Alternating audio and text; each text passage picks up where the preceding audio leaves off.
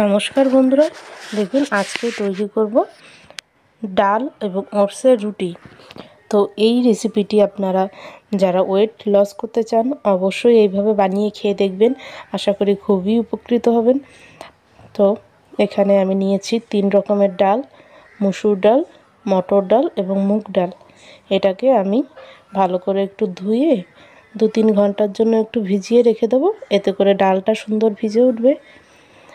দেখুন 2-3 ঘন্টা পর আমি এবার ডালটাকে আরেকবার একটু ধুয়ে এবার এই মিক্সিং জারের ভিতর নিয়ে নিচ্ছি। পরিমাণ মতো একটু জল দিয়ে দিচ্ছি 2 চামচ ওটস। আমি ডালটাকে পেস্ট বানিয়ে নেব। তো দেখুন ডালটা কত সুন্দর পেস্ট হয়েছে। তো আমি একইভাবে সব ডালগুলো পেস্ট বানিয়ে নিলাম। এবার এই ব্যাটারের ভিতর দিয়ে দিচ্ছি 1 চামচ হলুদ গুঁড়ো, স্বাদ মতো একটু নুন।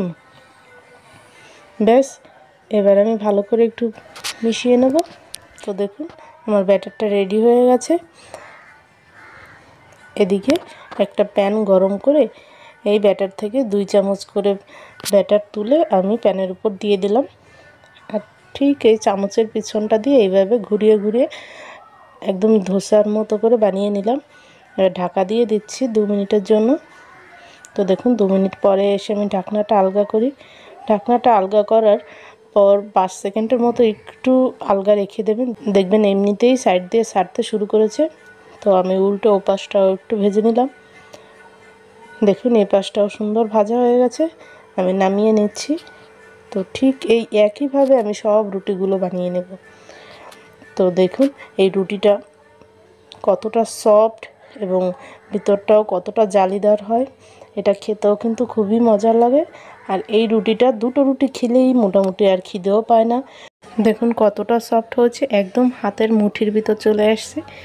তো এই ভিডিওটি আপনাদের কেমন লাগলো অবশ্যই কমেন্টে জানাবেন।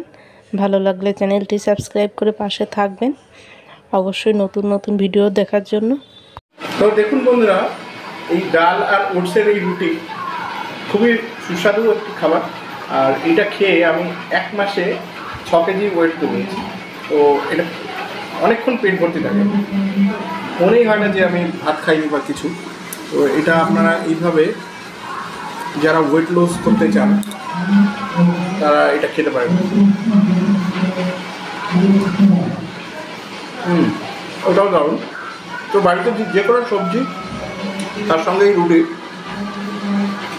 খুবই অসাধারণ। আপনারা এভাবে করে খেয়ে দেখবেন, আশা করি খুবই ভালো লাগবে। ভালো লাগলে চ্যানেলটি সাবস্ক্রাইব করবেন, বেশি বেশি লাইক করবেন, শেয়ার করবেন। নমস্কার।